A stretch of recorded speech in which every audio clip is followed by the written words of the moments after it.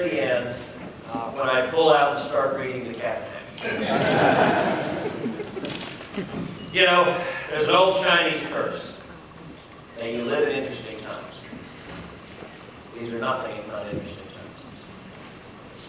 Although, one of the great things of being a parent is it reminds you that even when you're in the midst of what seems like a major battle, sometimes the priorities don't necessarily filter down there. Last weekend, in the midst of the battle we were having over Obamacare in D.C., my wife and two little girls came up for the weekend. Our girls are 5 and 2. Caroline's 5, Catherine's 2. And on Sunday, we drove the girls down Mount Vernon. We're driving down there, and Caroline, 5-year-old, asked Catherine, says, "Catherine, what do you want to be when you grow up? What do you want to do?" And Catherine says, "I want to work in the U.S. Senate. I want to work with Daddy." And Caroline looks at her and goes, "Oh, Catherine, that's boring. We're going to be in a rock band." And then Caroline adds, "And besides, Daddy will be dead by then."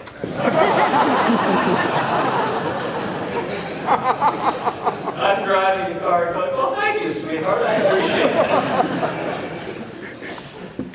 You know, I'm so grateful to have a chance to visit with a room full of medical professionals. I'm married into a family of doctors. My wife's family, for generations, comes from the medical world. Her parents, her dad's a dentist, her mom's a dental hygienist. She's got 5 uncles, all of them are doctors. Her grandfather was a doctor. Her brother is an orthopedic surgeon. Just finished being a missionary down in Haiti for 5 years. Now, I have to say, when you come from a family of doctors, and in their family there were 4 professions anyone could choose. And this is true, every aunt, uncle, cousin, there are doctors, dentists, nurses, and dental hygienists. You have a wide range of anything you like within those 4. And when Heidi ended up going to business school, her family was deeply, deeply confused. They're like, "Well, who are your patients? We don't understand." So, and then even worse, she married a lawyer. But I will tell you, I am so grateful for the commitment each of you has to your patients, to their health care, to their well-being, to your community, and to the state. And it's an honor to have the chance to visit with you this morning. What I want to talk about, unsurprisingly, is Obamacare. And I want to talk about the substance of Obamacare, and then I want to talk about the politics of where we are and where we're going to go.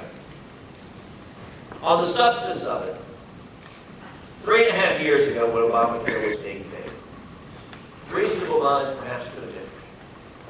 Reasonable people perhaps could have said this plan ain't work. A lot of people did.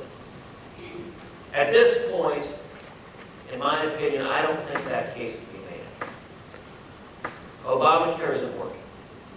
And not only isn't it working, it is not working badly.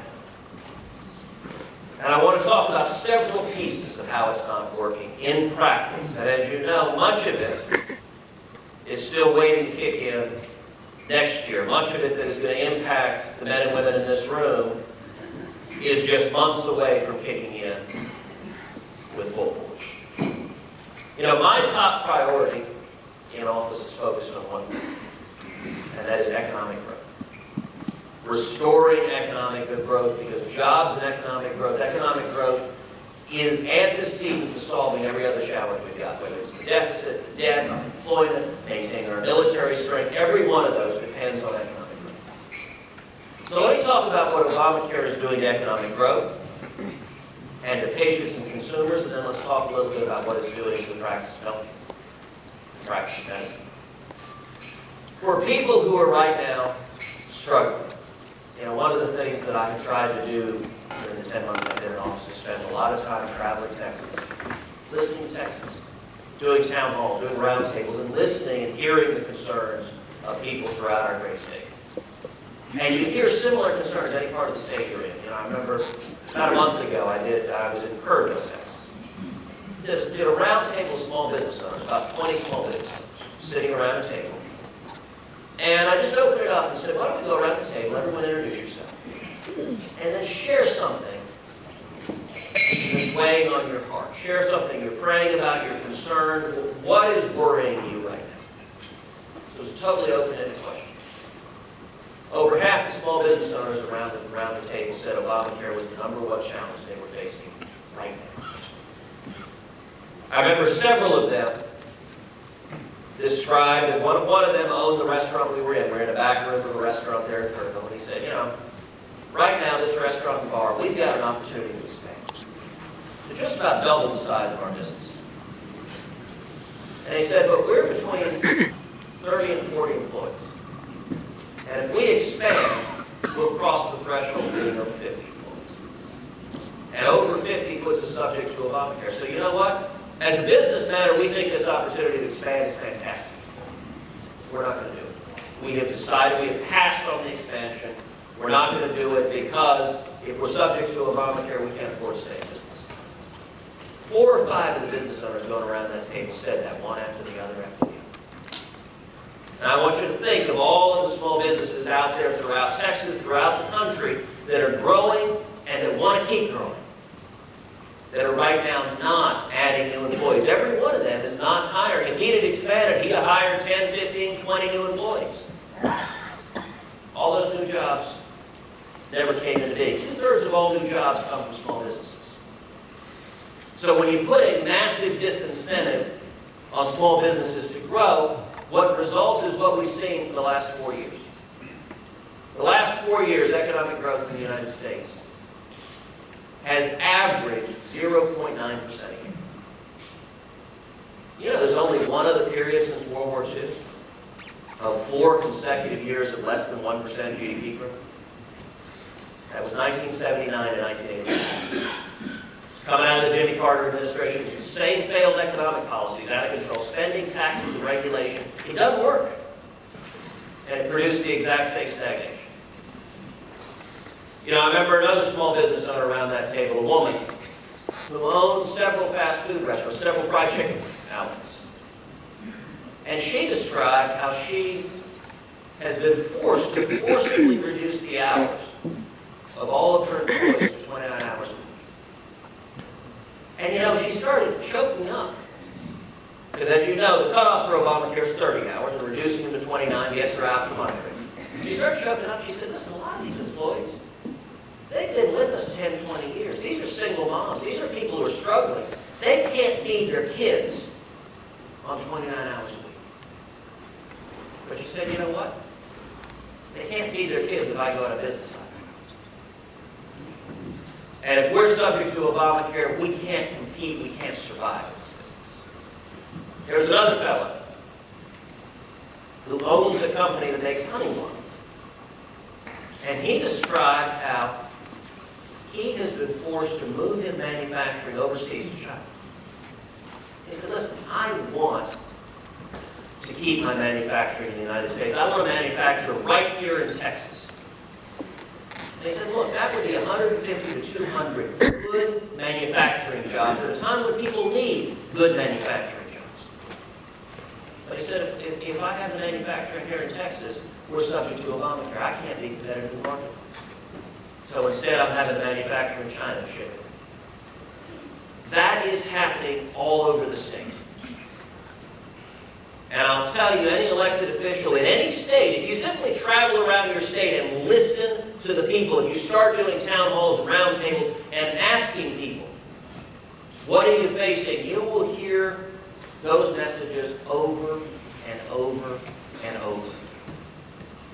That's what's happening on the ground. So we're seeing jobs dry up. Young people keep coming out of school, and they're not able to find jobs. I'm reminded of a joke Jay Leno told before the last election. He said, so President Obama is targeting first-time voters. Well, of course he is. The second-time voters have all graduated and can't find a job. But that's a joke that's funny because there's so much truth. About a month and a half ago, the Wall Street Journal had a big article talking about young people. Come out of school, look for a job, and haven't been able to get a job. Or maybe they get a part-time job. And it talks about how the impact is not just on young people now, but it's through the whole rest of their life. Because if you don't get that first job where you get some skills, where you learn how to work in the marketplace, you don't end up getting that second job and the third job and climbing the economic ladder.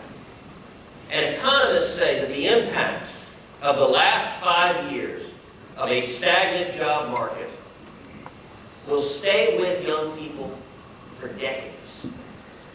20 years from now, their income will be markedly lower because of this 5-year period. And in fact, economists sadly have dubbed the current generation of young people the lost generation. But that's heartbreaking.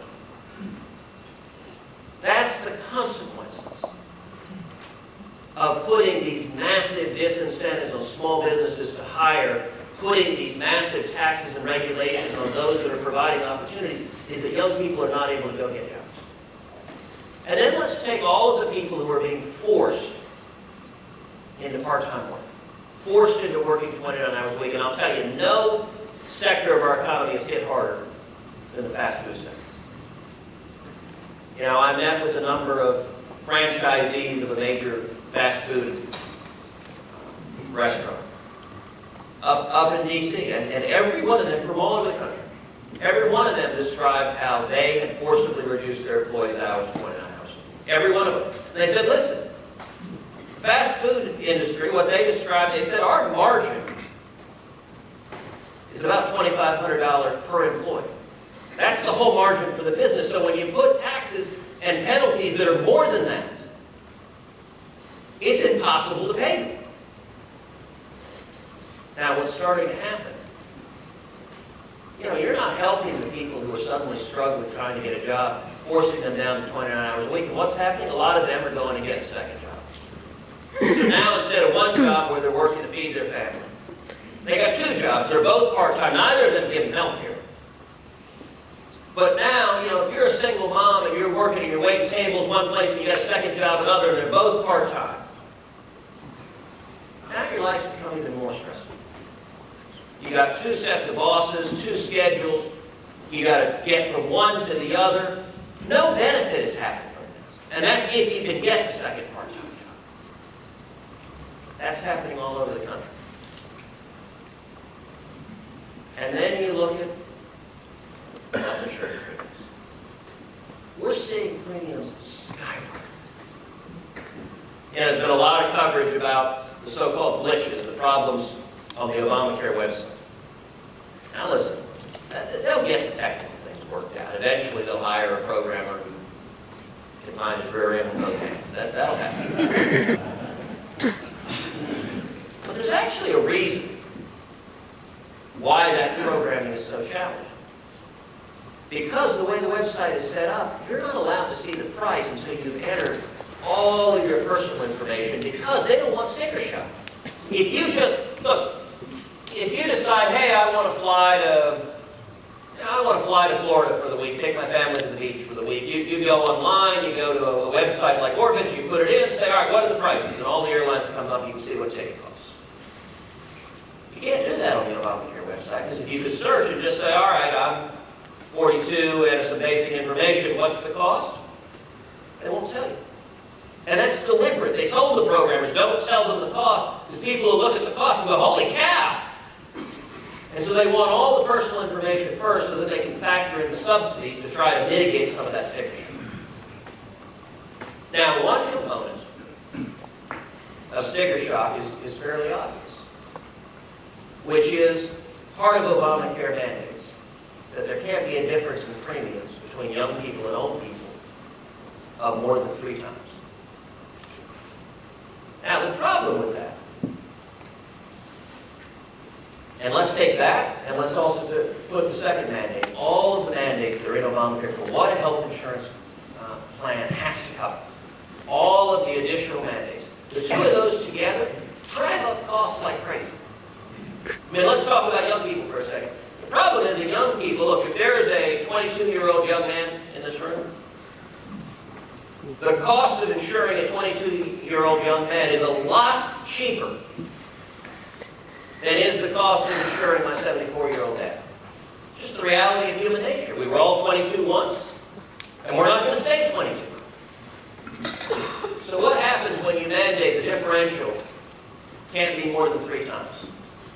The young people all have their insurance rates jacked up. One of the things Obamacare is a very functional matter. It is a massive wealth transfer from young, healthy people who, mind you, are starting their career just struggling to everybody else. Now, who in their right mind, I mean, which ones of us would want to say, let's put a massive wealth transfer on our kids and our grandkids? That's what's happening. And then you put the second piece, all of the mandates. Listen, part of the problem is, this thing was designed by politicians. You know, there's a lot of discussion of Cadillac plans. So let's use an auto analogy. If your goal was to enable more people to be able to afford to buy a car, do you think it would be a good idea to pass a law that says the only car anyone can buy is a top-of-the-line Cadillac?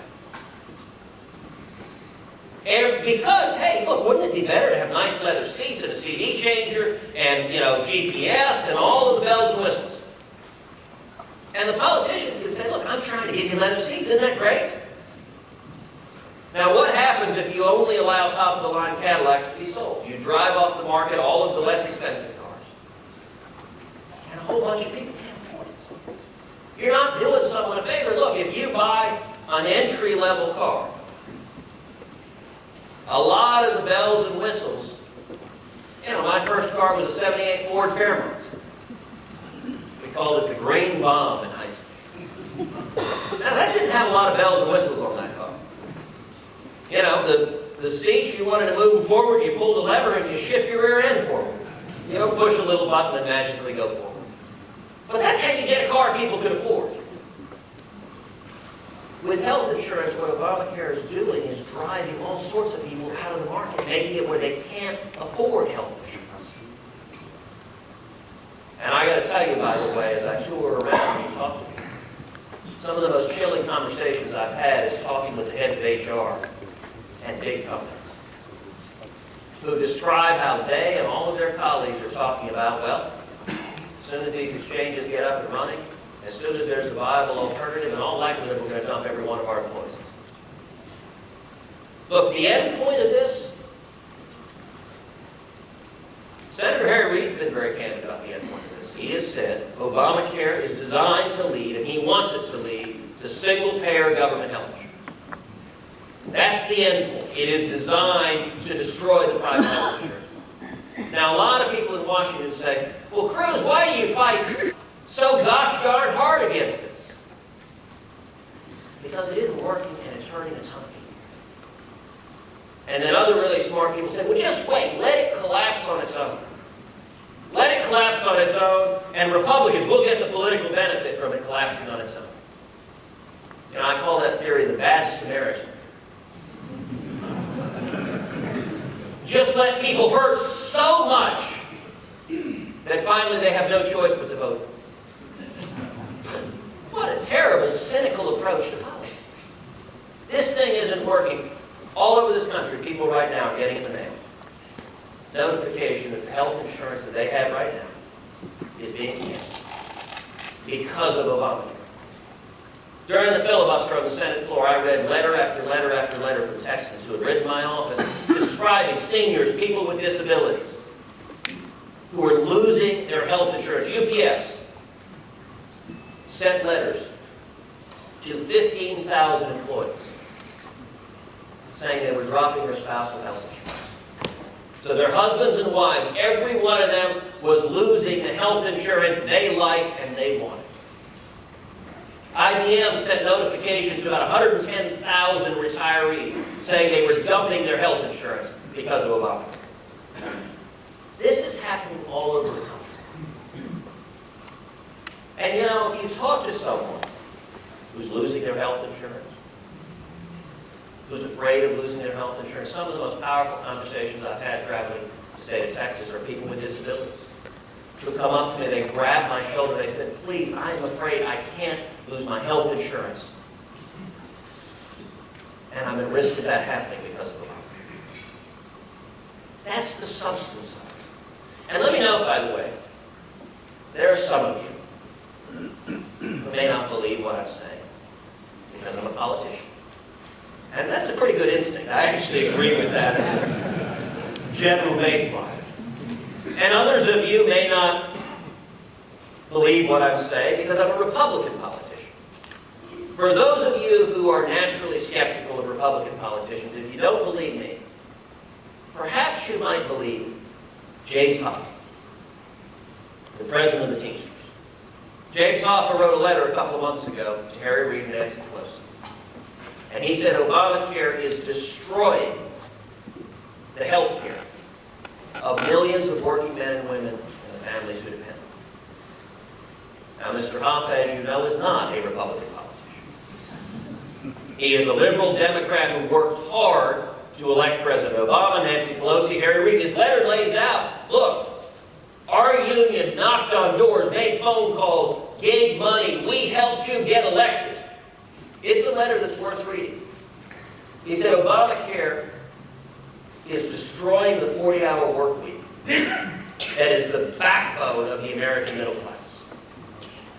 Now, that's not me saying that. That's James Hoffa, the president of the Teamsters. Anyone who says Obamacare is working well, I would ask you, why then are the unions desperately trying to jump ship? Why are they asking let us out? Anyone who says Obamacare is working well, let me ask you, why did Democratic senators sit down with the president and ask for and receive an exemption from Obamacare for members of Congress?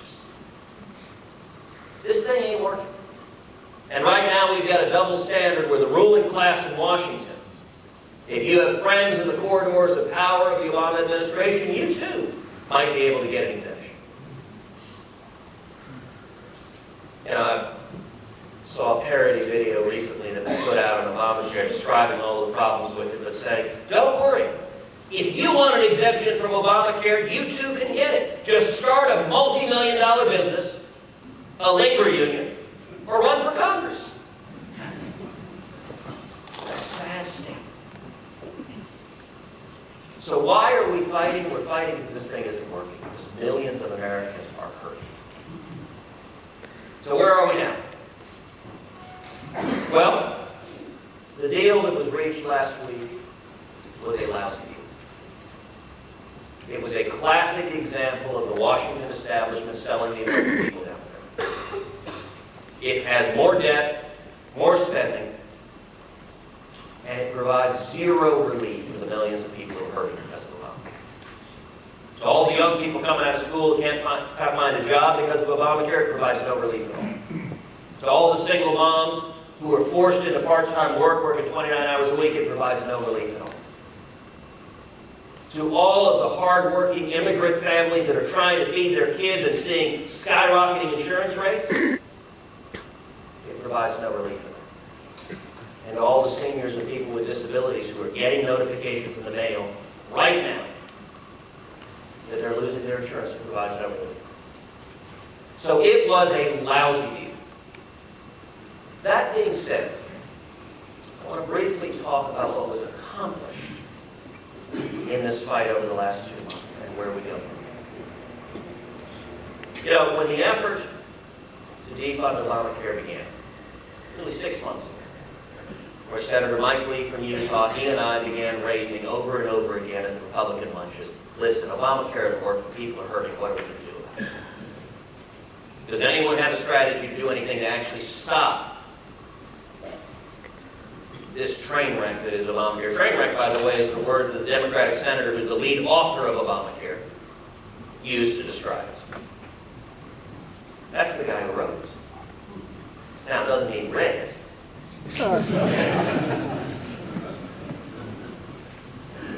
Republican senators didn't have a strategy. When you asked them repeatedly, what are you going to do to stop Obamacare? There was no answer to that. So we said, all right, the most important constitutional check and balance Congress has on the executive is the power of the purse. Why don't we fund the entire federal government, but don't fund Obamacare? And there was a lot of skepticism for it. Because one of the overarching concerns of a lot of politicians in Washington is risk aversion. The most important thing is getting reelected.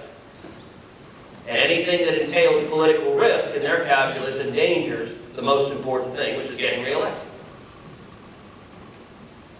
So Mike Lee and I made the decision. We said, look, we're not getting anywhere internally. If we stay in smoke-filled rooms in Washington, this will never change.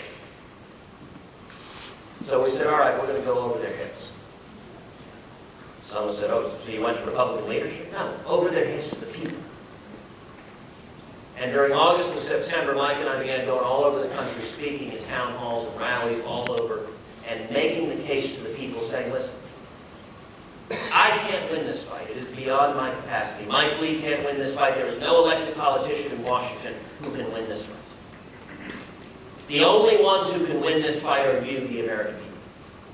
And if the American people rise up and hold our elected officials accountable, that's how we turn this around.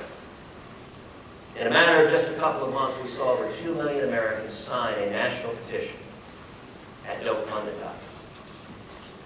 And then melt down the switchboards, calling Capitol Hill. It was extraordinary. Now, I got to tell you, a couple of months ago, official Washington scoffed at the idea that the grassroots would rise up, the American people would rise up and demand relief from Obamacare. And then it happened at a level that terrified Washington. The second thing we saw is we saw the House of Representatives stand up. Stand up and take a strong, principled stand that we will fund government, but not Obama. Now, just a couple of months ago, again, all of official Washington scoffed at the idea that the House of Representatives would do that. That was viewed as crazy talk. They will never do that. Well, then 2 million phone calls, 2 million people began calling Capitol Hill. And the House of Representatives did their job. They listened to the people. They stood up and said, we're going to fight to get this done. That was extraordinary. Now, the third step in the plan was to unify Senate Republicans to support House Republicans. Unfortunately, step 3 didn't come to fruition. Senate Republicans did not unify. Instead, a significant number of Senate Republicans actively led the fight to stop House Republicans, to stop the effort to defund Obamacare. And once that happened, we weren't going to win this. To use an analogy, if the House of Representatives was marching into battle, I think the Senate Republicans should have come like the cavalry to support them. Instead, about half the Senate Republican conference came in like an Air Force dive bomber. And you don't win a fight when your own team is firing cannons at the people who are standing up and leading, which were the House Republicans. That's what happened, and that's what led directly to this lousy deal. Is when Senate Republicans declined to unify and support House Republicans. We couldn't win this one. But nonetheless, I am incredibly encouraged. I'm encouraged, number one,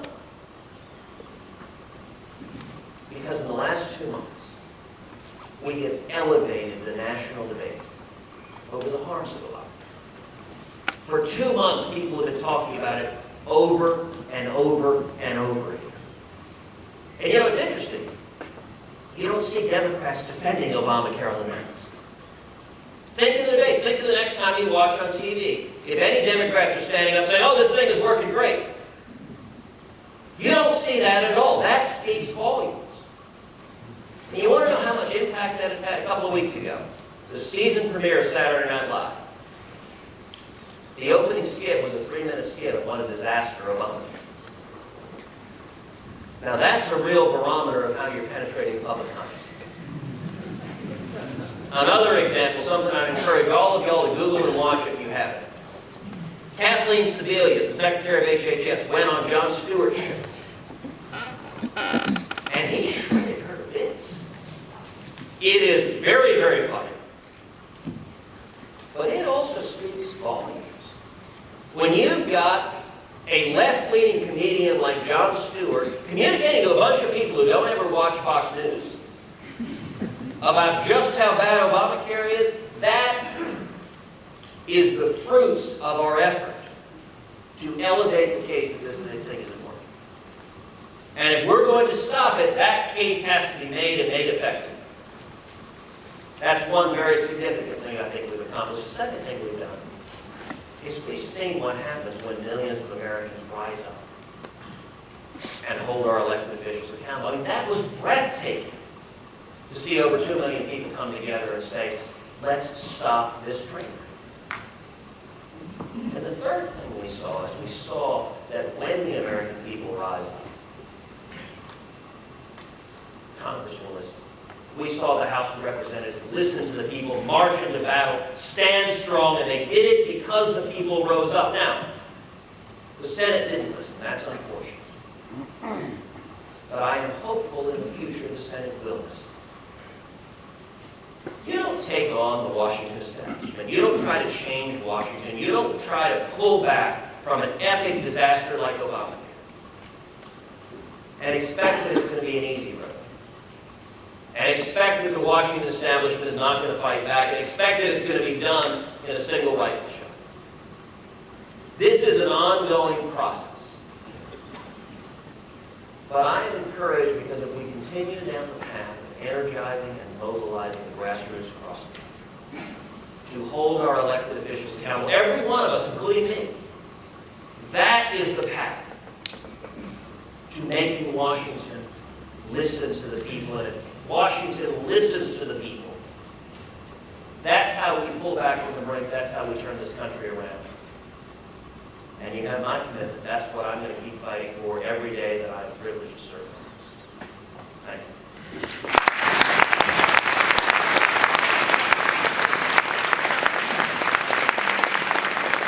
That 22, 23-year-old male you described is actually me. I'm fortunate to serve as chair of our youngest generation, the up-and-coming student doctors. And a lot of us are concerned, not just the students, but a lot of us at Harris County as well.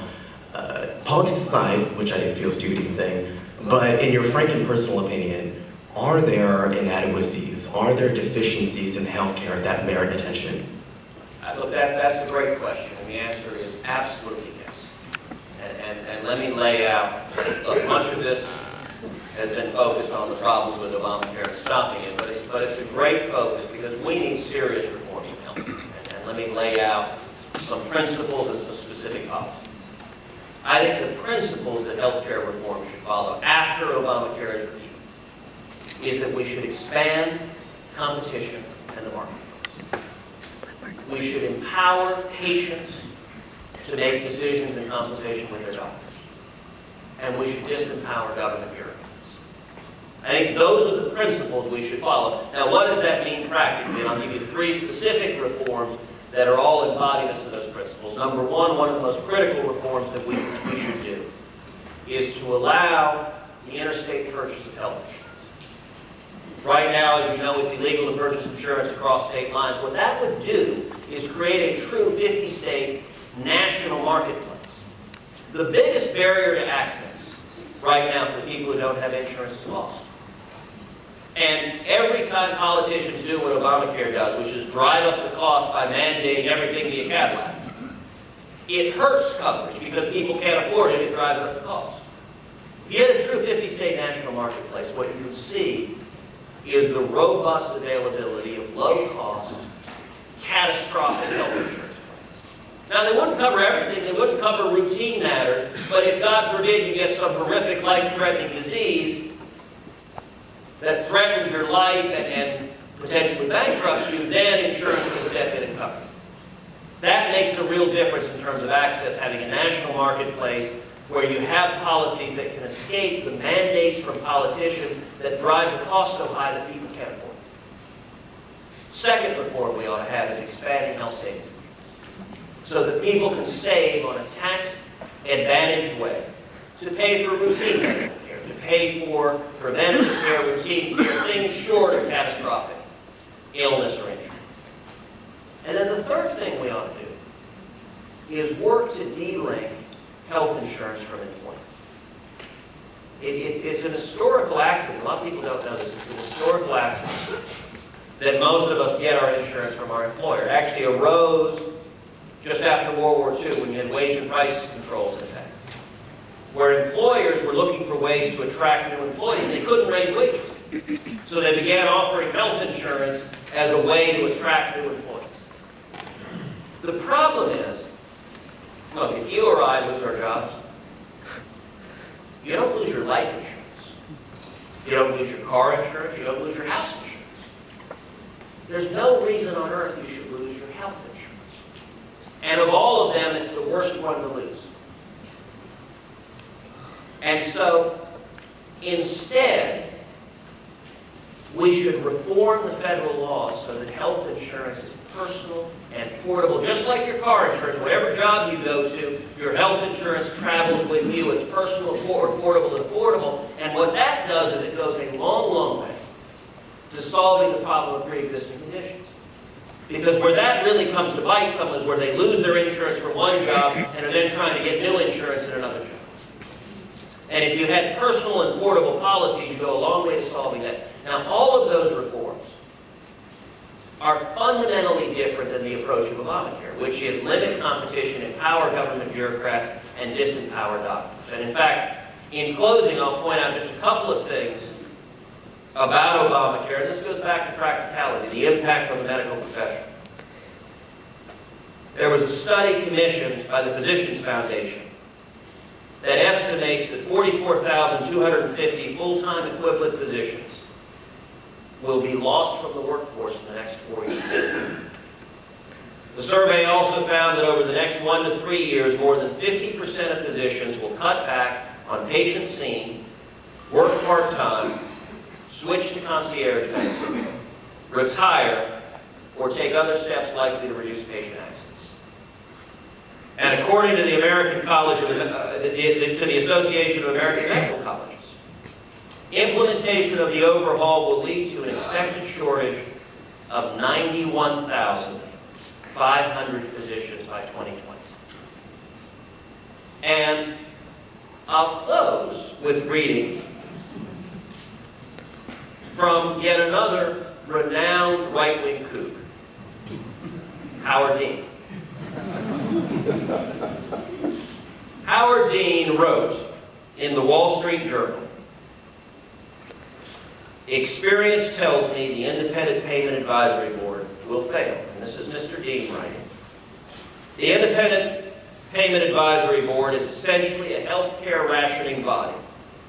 By setting doctor reimbursement rates for Medicare and determining which procedures and drugs will be covered and at what price, the IPAB will be able to stop certain treatments its members do not favor by simply setting rates at a level where no doctor or hospital will perform. Rate setting, the essential mechanism of the IPAB, has a 40-year track record of failure. What ends up happening in these schemes, and this is still all Howard Dean speaking, which many states, including my home state of Vermont, implemented with virtually no long-term effect on costs, is that patients and physicians get aggravated because bureaucrats, either in the private or public sector, are making medical decisions without knowing the patients. Most important, once again, these kind of schemes do not control costs. The medical system simply becomes more bureaucratic. Now, that's the approach of Obamacare. More government bureaucrats, more impediments to each of you doing what you became a doctor to do, which is helping take care of your patients. And so my hope is we pull back from this failed plan and we go instead down a path that empowers patients, that empowers doctors, and expands access to health care to as many people as possible. Thank you, and God bless.